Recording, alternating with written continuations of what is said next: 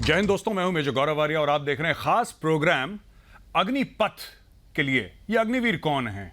अग्निवीर वो हैं जिन्हें 4 साल के लिए भारतीय सेना, वायुसेना, थल सेना, नौसेना के लिए चुना जाएगा। 4 साल के लिए वो इन सेनाओं में रहेंगे। उसके बाद 25% को रिटेन कर लिया जाएगा, यानी वापस रख लिया जाएगा, और 75% सेना छोड़ के बाहर चले जाएंगे। इसके लिए देश में काफी सारे ओपिनियंस हैं, बड़े लोग हैं जिनकी बड़ी बड़ी राय हैं।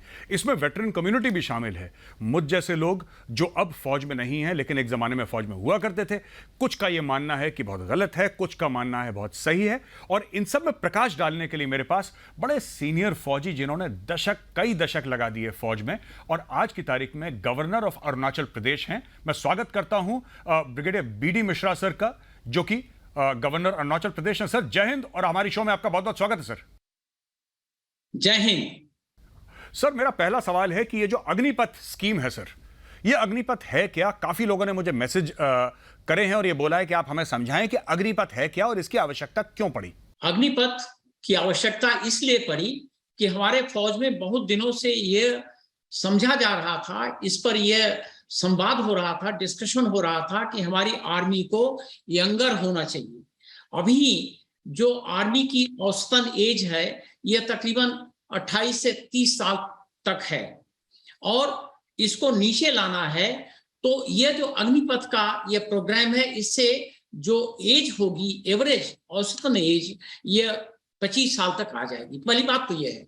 दूसरा, जो आर्मी का एक हेल्थ इंडेक्स है अभी, वो हेल्थ इंडेक्स, क्योंकि बहुत सीनियर लोग हैं उसमें, काफी उम्र वाले हो गए हैं, तो उनका हेल्थ इंडेक्स भी डाउन हो रहा था और उसके लिए तमाम लोग ऐसे लो कैटेगरी में आ गए थे कि जो कि मोबिलाइजेशन पर फ्रंट में नहीं जा सकते।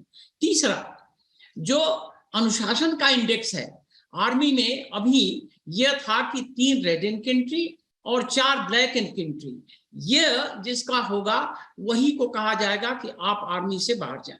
अब अग्निपथ के तहत यह 2-2 हो जाएगा। तो इसके माने यह है कि हमारा जो इंडेक्स है, इंडेक्स जो हमारा डिसिप्लिन का है, वो भी ऊपर जाएगा।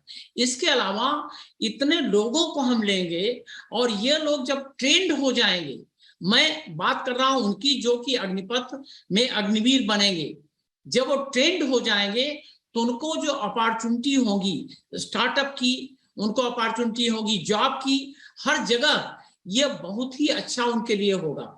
मैं कहना यह चाहता हूं कि इसमें जो फायदे हैं उसमें कई फायदे हैं। पहला फायदा तो यह है कि हमको एक यंगर एज ग्रुप मिल जाएगा हमारी आर्मी के लिए। हमारी आर्मी, नेवी, एयरफोर्स यह यंगर ऑर्गेनाइजेशन होंगे और इसका डायरेक्ट फायदा है एफिशिएंसी ऑफ फोर्सेस। दूसरा, इसमें जो अभी एज ग्रुप बड़ा होने से जो कि हेल्थ इंडेक्स वो नीचे आ रहा था, लोग कैटेगरी ज्यादा हो रहे थे और कैटेगरी का अलार्मिंग नंबर हो गया था परसेंटेज, वो उसमें बहुत कमी आएगी और लोग फिट रहेंगे, मोबिलाइजेशन में वार फ्रंट पर जा सकते हैं, सुरक्षा के लिए जा सकते हैं। और तीसरा, इसमें जो हमारा डिसिप्लिन का इंडेक्स था, क्योंकि अभी जो प्रोविजन है वो 3 रेड इनफेंट्री इंडिसिप्लिन की और 4 ब्लैक इनफेंट्री इंडिसिप्लिन की जब होती है तभी कोई बाहर किया जा सकता है। अब ये इसको 50% कम कर दिया जाएगा तो हमारा डिसिप्लिन का भी इंडेक्स ऊपर जाएगा। और महत्वपूर्ण बात यह है, यह अग्निवीरों के लिए कि जब वो 4 साल की ट्रेनिंग करके मान लीजिए 25% में नहीं आते हैं और 75% में आते हैं, उनको बाहर जाना पड़ता है, तो उनके पास इक्विप्ड होंगे स्किल से, इक्विप्ड होंगे हायर एजुकेशन सर्टिफिकेट से, इक्विप्ड होंगे वो डिसिप्लिन से और इक्विप्ड होंगे वो ब्रांड से कि ये आर्मी में काम किए हैं 4 साल तक। तो उनको सर्विस के प्रोविजन और जहां भी कहीं भी ऐसा होगा वहां पर इनको प्रेफरेंस मिलेगा और ये सक्सेसफुली एम्प्लॉय होंगे। और एक चीज मैं और कहना चाहता हूं, बहुत जरूरी है कि जो एक उनमें मादा आ जाएगी, कॉन्फिडेंस आ जाएगा, डिसिप्लिन आ जाएगा, सोच आ जाएगी, गाइडेंस आ जाएगा, तो वो लोग स्टार्टअप भी बहुत अच्छे हो जाएंगे। सिर्फ वो नौकरी करने के लायक नहीं रहेंगे बल्कि नौकरी देने के लायक। जी, यह बहुत बड़ी जी बिल्कुल। सर लेकिन कई लोग ऐसे हैं सर, मैंने बात करी, कई ऐसे एस्पिरेंट्स हैं उनका ये कहना है कि साहब कोई किस्म की हमें गारंटी चाहिए, क्योंकि और मुझे भी ऐसा लगता है सर कि जो देश को देश की सुरक्षा की गारंटी देता है, देश कम से कम उसको उसके भविष्य की गारंटी तो देनी चाहिए। आपको कुछ पता है सर, आप गवर्नर हैं अरुणाचल के, क्या आपकी किसी से बात हुई है कि आपको कुछ ऐसी जानकारी है कि स्टेट गवर्नमेंट्स कुछ ऐसा कर रही हैं या करने का सोच रही हैं जिससे कि 4 साल के बाद वो जो 75% लोग हैं अग्निवीर जो छोड़ के चले जाएंगे, भारतीय सेना, नौसेना, एयरफोर्स, उनका कुछ और हो पाएगा कहीं और, उनको एक गवर्नमेंट में जॉब मिल पाएगी? क्या ऐसा कुछ है सर? हमारे नॉर्थ ईस्ट में 8 स्टेट हैं, 8 स्टेट्स हैं। हमारी हर स्टेट के पर्सनली मैंने खुद हर स्टेट के चीफ मिनिस्टरों से बात किया है, और ऐसा कोई चीफ मिनिस्टर नहीं है जिसने ये कहा हो कि हम इनकी देखभाल करेंगे। और मैं आपको बताना चाहता हूं, कुछ स्टेट के चीफ मिनिस्टर जैसे असम के हिमंता बिस्वा शर्मा जी ने कहा कि हमारे यहाँ असम का कोई भी लड़का जो 75% में वहां से नौकरी करने के बाद बाहर आता है, उसको हम 100% सर्विस देंगे। आज मेरी अभी सुबह बात हुई है मिजोरम के चीफ मिनिस्टर से। उन्होंने कहा कि हम मिजो लोगों का पूरा ख्याल करेंगे। हमको मणिपुर के चीफ मिनिस्टर साहब ने कहा। तो हमारे जितने 8 चीफ मिनिस्टर हैं, और एक सुर से, एक मति से उन्होंने कहा कि यह हमारा फर्ज बनता है, जिसने देश के लिए काम किया है अग्निपथ स्कीम में, उनको हम गारंटीड नौकरी भी देंगे। और जहां पर गारंटीड नौकरी जिन लोगों ने अभी नहीं बनाया है स्कीम, वो कह रहे थे कि ये हमारे एनुअल पर है।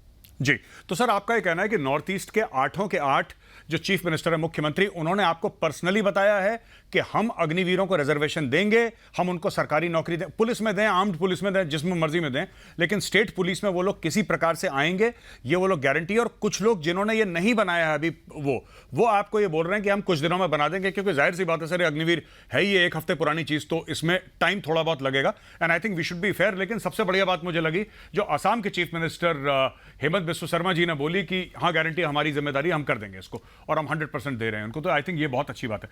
सर मैं एक बात ये आपसे पूछना चाहता हूं कि यहां पे कुछ ऐसे भी लड़के हैं जिन्होंने बड़ी मेहनत करी है, जिन्होंने सारे टेस्ट पास कर दिए, जिन्होंने रिटन टेस्ट पास कर दिया, दौड़ भाग कर दी, सब कुछ हो गया, बस वो इस चीज का वेट कर रहे थे कि फौज बोले और ये लोग जाके रेजिमेंटल सेंटर ट्रेनिंग के लिए ज्वाइन करें।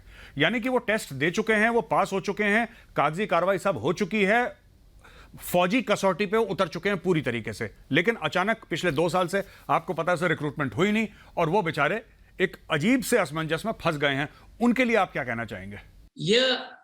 ये जो मामला है, ये अग्निपथ की स्कीम है, ये हमारे टॉप गवर्नमेंट से आई हुई है। प्रधानमंत्री जी खुद इस पर बड़े संवेदनशील हैं, और आपको मालूम है कि इसमें उन्होंने 5 साल तक की उम्र का इजाफा कर दिया है। और मैं ये समझता हूं कि चूंकि टर्म्स एंड कंडीशंस ये फिक्स करने पड़ेंगे, तो मुझे पूरी उम्मीद है कि ऐसे लोग हताश नहीं होंगे, उनका जो ड्यू है उनको मिलेगा। और ये एक ऐसी स्कीम है जिसमें हर दिन, अभी आपको मालूम होगा कि 10% रिजर्वेशन सीएपीएफ में हो गया है, असम राइफल और रेलवेज ये भी आने वाले हैं। तो एवेन्यू जो उनके लिए होंगे बहुत अच्छे होंगे, और उनके कोई भी जो एम्बिशन है, और जो एम्बिशन उनकी वाकई जेन्युइन है, उस पर कोई आंच नहीं आएगी। सर मेरा आखिरी सवाल आपसे ये है कि आप जानते हैं सर गांव का किस तरीके से माहौल होता है। सर लड़के उठते हैं 3:30-4 बजे, दौड़ लगाते हैं और वर्जिश करते हैं, फौज की तैयारी करते हैं, अचानक अग्निपथ आता है और उनको ऐसा लगता है लड़कों को कि हमारे सपनों पे पानी फिर गया। अब हमने जिस चीज़ के लिए तैयारी करी थी, हमने तो फौज में 15, 17, 20 साल के लिए तैयारी करी थी, अभी हमसे कह रहे हैं 4 साल के बाद चले जाओ। आपका उनके लिए क्या संदेश है? आप उनको क्या समझाना चाहेंगे सर? क्योंकि आप कह रहे हैं 1961 आप कमीशन हैं सर, इसका मतलब आपने 62 की लड़ाई देख ली, आपने 65 की देख ली सर, आपने 71 की लड़ाई देख ली, आपने बहुत कुछ देख लिया, आपने पंजाब में वो जो टेररिज्म का फेज है वो भी देखा होगा, कश्मीर का, आपने सब कुछ देखा है सर। तो उन बच्चों को आप क्या कहना चाहते हैं, उन जवान लड़कों को? मैं भी गांव से आता हूं, अब भी मेरा संपर्क और रूट गांव में है। हमारे 2 जानने वाले हैं, 2-3 लोग जो बिहार से, गांव से आते हैं। मेरी जब उनसे बातचीत हुई गांव वालों से, तो उन्होंने कहा कि यह बहाली जो रुक गई थी, यह खुल गई है, बहुत अच्छा मौका है।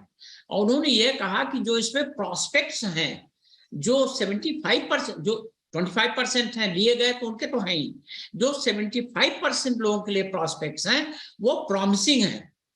और एक ने तो हमसे यह कह दिया कि साहब ये तो मैट्रिमोनियल एंगल से भी लड़कों के लिए हमारा बड़ा प्रॉफिटेबल है। तो मेरा कहना यह है कि पहली बात तो भ्रम में ना पड़े हमारे युवा, दूसरी बात ये किसी हिंसक प्रदर्शन में न जाए, और तीसरा ये कोशिश करें compete करें, क्योंकि मालूम है कि 60 आदमी में से एक आदमी सिलेक्ट होता है जब रैली होती है, आपको मालूम है, तो ये काफी कॉम्पिटिटिव है। तो मैं ये कहना चाहता हूं कि ये लड़के तैयारी करें कॉम्पिटिटिव तरीके से, और जो उनका एज ब्रैकेट है उसमें वो ट्राई करते रहें, सफलता मिलेगी। और उनको देश हतोत्साह नहीं करेगा।